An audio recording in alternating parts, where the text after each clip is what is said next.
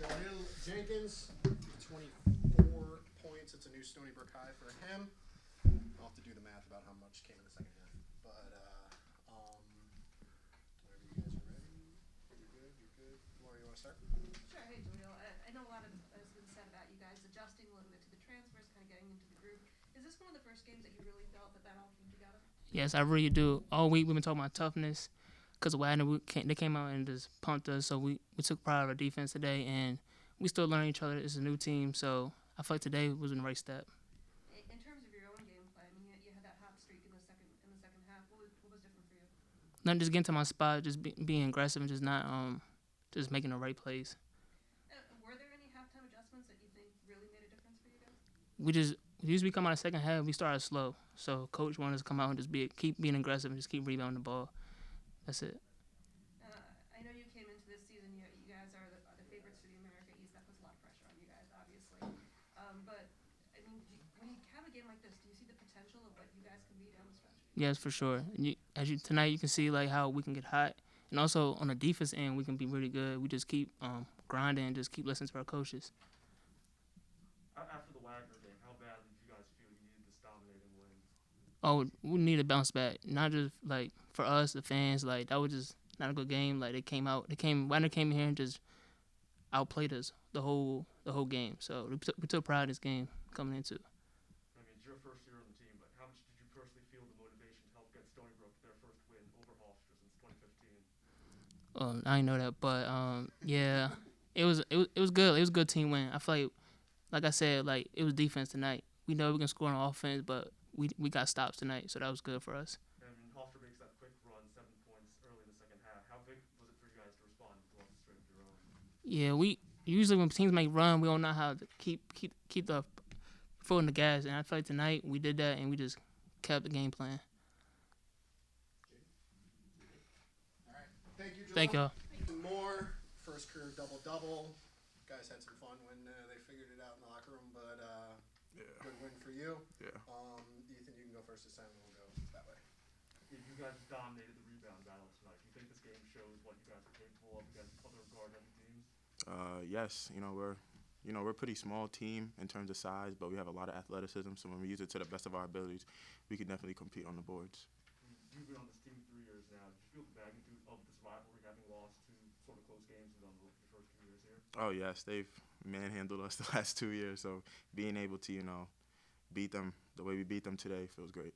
Yeah, just Hofstra score 7 points early in the second half in a row. How big was it for you guys to put up your own run? You yourself made 2 threes in that span.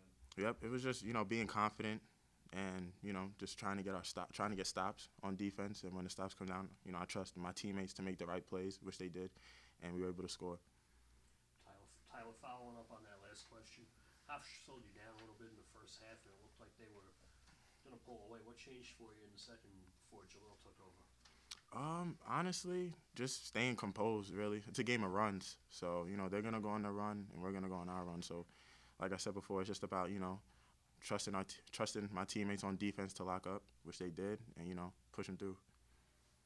It takes some work to get that trust, especially since a lot of you guys are new. You just joined this team for the first time.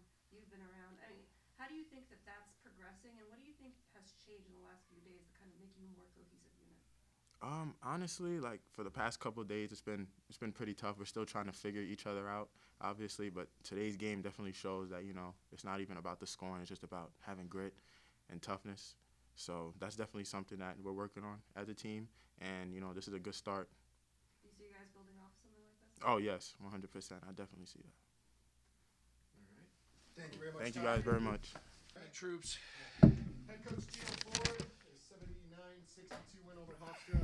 Ride to their season low and beat Hofstra for the first time since the 15-16 season. So, coach, you can open it up, and then we'll start with Laura and come right down the line. Super proud of our team. I thought that we tried to get their attention and off of Saturday's performance, but that every coach in the world tries that. Players have to want to accept challenges and have to want to be different than they were. And so I give our guys a ton of credit. I mean, the rebounding is the most exciting thing. The 3-point makes are the, kind of the sexy part of the game, and we did a lot of that.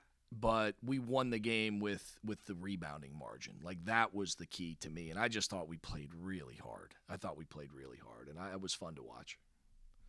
So obviously you guys were stuck close to the entire first half, but what adjustments did you make at halftime, or did you make any adjustments at halftime? We did some more switching that we started to do as the first half wore on. If the start of the game, they had 23 points in the first 10 minutes, give or take.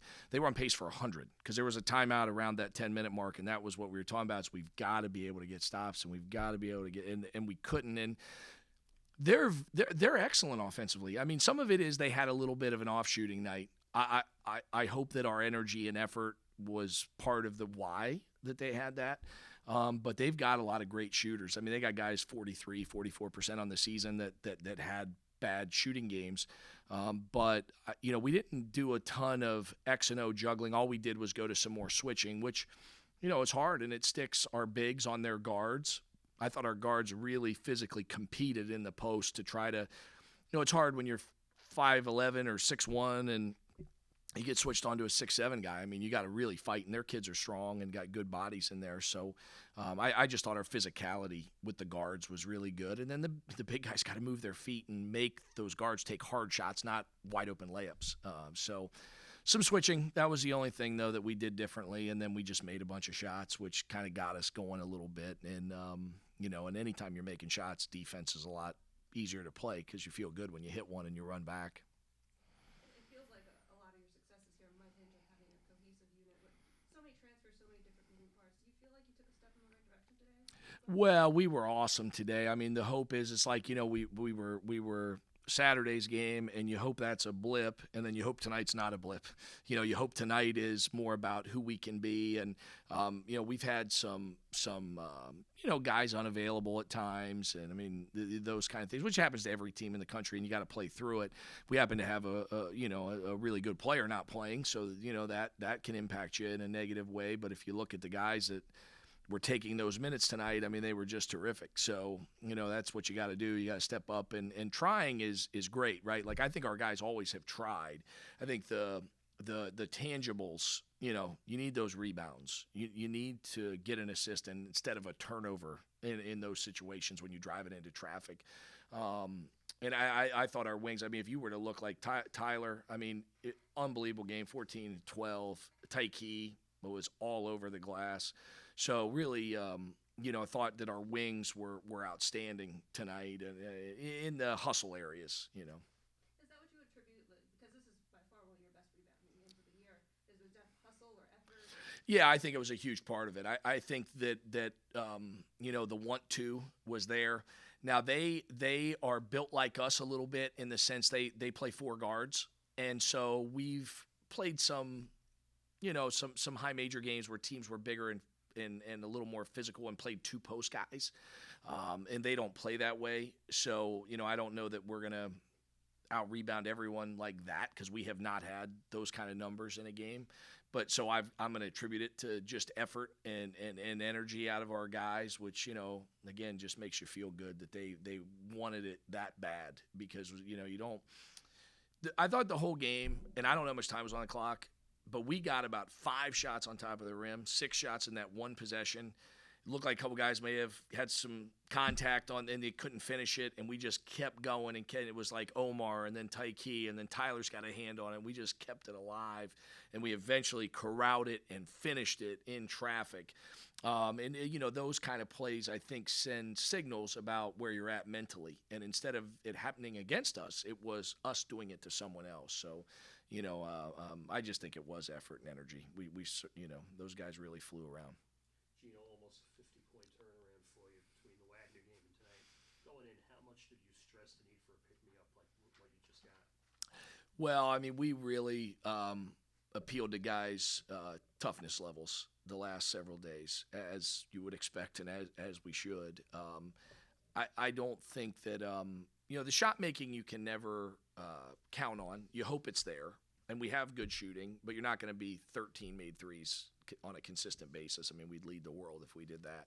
So I think where you got to get is make sure we're getting the right kind of shots And if we do that, we're going to make more than enough to stay in the game. And then it turns into the hustle stuff like you're talking about. And that's all we talked about was just being tough. And there wasn't a ton of great strategy. It was mental guys just fighting through it and wanting to walk out of here feeling proud about the effort that they put forward. And I mean, they all can definitely do that after today. That's for sure. The outburst you got from Jahlil in the second half, was this what you signed up for when you got in the portal? Yeah, he was so good tonight. I mean, just so good. The second half, he had a couple. I don't even know how he got through some of those cracks. I mean, he's like dribbling the ball 19 times to get through two guys. It's like so fast you can hardly see it. And then he was finishing around the rim. He made all his free throws. He stuck big threes. And then he was also able to get in the lane and get some assists. You know, drive kick three to Anthony Roberts, drive drop off to Taiki. Plays that we need him to make, you know, quite frankly. And that, you know, I think all these guys that are new, it just takes a while. Because even though we have older guys in the locker room, we have no experience. We have no, you know, as you talk about cohesion, like we've played 8 games together. And if you go through and look at the amount of guys we've lost to injury or illness, you know, Alex Christie's in the rotation. He's been unavailable more games than he's been available. So, you know, I think that when you just try to piece all that together, there's a lot of moving parts, and you got to hope that you get the combinations right. But the combinations look right when your point guard plays at such an elite level. One more from me, I'll follow up with that. How much more encouraging is it to get this kind of effort without Elijah? Yeah, huge for us because we've won some other games. You know, let's be honest, Hofstra's had our number. I mean, the lifetime series is like 5 and 28 or something like that. Like they have beaten us a ton. They've beaten us the last 5 years in a row. We've had a couple close ones, you know, 1-possession games, but we've had some blowouts as well. So it's not a team we've done well against recently. They're in our backyard. That's something that our guys need to, you know, it's a team we need to want to beat a little bit more maybe than what we have. And, you know, to have as many new guys that just wanted to play because the returners got beat last year, but you know, when you're getting those new guys, they didn't play the game. So I think that they really were excited to play against a really good Hofstra team who offensively, I mean, their numbers tonight, they struggled shooting the ball, but I mean, they're one of the best offensive teams in the country. They came in tonight 35th in the country in three-point shooting. They came in a top 50 offense in the country. And if you go through and watch their tapes, I mean, when they're hanging 98 on Bucknell, you want to talk about not sleeping. I mean, like, yeah, you watch that and as a coach and try to feel good about playing them coming up. They can light it up on you. Just they weren't able to do it tonight. That team's going to win 25 games. I mean, they're really good. So great win for us for sure. Here's just when Hofstra scored 7 points in a row in the opening minute of the second half. Are you thinking you can't let this game get out of hand like you did against Wagner? Yeah, I mean, I think that it's definitely where our mindset was, and I think around that time, I thought Jaden Sales played really hard, and I thought he got 2 really unfortunate breaks. I thought he went up and got as great of offensive rebound as anybody has gotten for us all year, and then he landed with it, and it just slipped out of his hands after he had landed with it. So I thought he really played hard. We went a little smaller and threw Tyler playing some 4 tonight. We threw Taiki in at the 4, and Omar Habway's energy in the second half was great. And the one guy that I want to point out specifically is Frankie. Frankie woke up this morning at 6:30, sick. We had to go get him COVID tested. He was negative. Guy's running not feeling well. That's the bottom line. And we didn't know if he was going to be able to play or not. And he told me this. He told me about 11 o'clock. He's like, I'm pretty sure it's not COVID, and when it's not, I'm playing. And I didn't know what that meant. You know, like you get guys sick, you don't. I mean, we had 3 guys not at the game tonight because they got the same thing. And luckily, Frankie's wasn't as severe, and he was able to play through it. But if you were to look at his performance, I mean, to bang 4 threes and to rebound, he had 6 rebounds in the first half. He's one of the guys that had to switch on their guards the whole time. So that's a hard game for a guy nowhere close to 100%. So really proud of him, just wanting to be there for his team, wanting to be there, and then those are nice, but then being able to perform and help us win the game. So, you know, I thought he had a special night for us. What do you think played into how well you guys shot the 3 in the second half? I don't know if I do, I'm going to bottle it. That guy can really shoot. I know that. For him, a lot of times it's confidence and rhythm. And sometimes, you know, when you're not feeling well, I think your mind clears and you just kind of let it go because you're just not thinking about anything and you're just playing. But he's one of the best shooters I've ever had. So he's very capable of banging 4 threes. I mean, do you think this game shows what your team is capable of against other teams with smaller size? Well, Ethan, I'll be honest. I hope it shows what we're capable of against good teams. I mean, that like I said, that is the second best. If you go through on the analytics stuff, they're the second best team we've played behind Kansas. We did not fare well against George Mason, and George Mason's computer stuff would not be near as good as Hofstra. So for us to play against a really, really good team and play that well, I think definitely shows what we can do. Now we got to show some consistency as we have to turn around and play kind of 2 more times this week with Saturday, Tuesday during finals. A lot of distractions for our guys, a lot of pressure on them to do a lot of things. They got to study too. So Saturday will be a whole new challenge for us, but hopefully this can give us a little momentum.